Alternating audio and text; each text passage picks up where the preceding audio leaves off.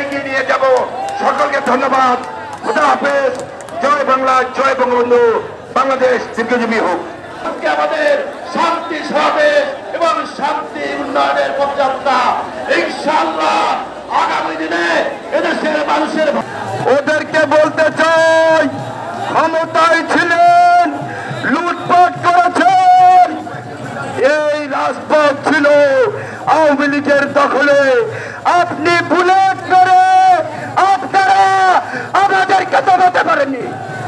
ওই লাঠিকে আমরা ভয় পাই না। মনে রাখবেন, এই ঢাকাবাসী দেখেছে লক্ষ লক্ষ জনতা উত্তর আওয়ামী লীগের, দেখেছেন বিএনপি লক্ষ লক্ষ জনতা। এখানে বিভিন্ন দল, বিএনপি এবং জামাত গ্রুপ, তারা নাকি ষড়যন্ত্র, তারা নাকি এমনি এমনি সরকার গঠন করবেন,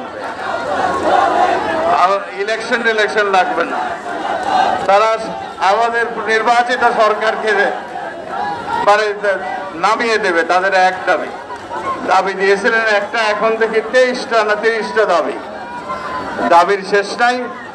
আমাদের আবারও মাননীয় প্রধানমন্ত্রী জননেত্রী শেখ হাসিনা ক্ষমতায় আসবেন, নৌকা প্রতীকে জয়যুক্ত হয়ে আবারও দেশ আলোকিত রাখবেন, এগিয়ে যাবেন। আমরা আমাদের 2041-এর মধ্যে একটা উন্নত বাংলাদেশে আমরা পরিণত হব। জয় বাংলা, জয় বঙ্গবন্ধু। এখন আপনাদের সামনে বক্তব্য রাখছেন আজকের সভার সংগ্রামী সভাপতি। লক্ষ লক্ষ জনতার যার নেতৃত্বে আজকে এখানে হাজির হয়েছেন শ্রদ্ধেয় নেতা জনাব শেখ ফজলুর রহমান। ফজলু ভাই এখন সমাপনী বক্তব্য দিবেন। এরপরে মাননীয় প্রধান অতিথি বক্তব্য দেওয়ার পরে আমরা মিছিল শুরু করবো। ধন্যবাদ। আজকে ঢাকা মহানগর উত্তর আওয়ামী লীগের এই শান্তি এবং উন্নয়ন। বসেন বসেন প্লিজ।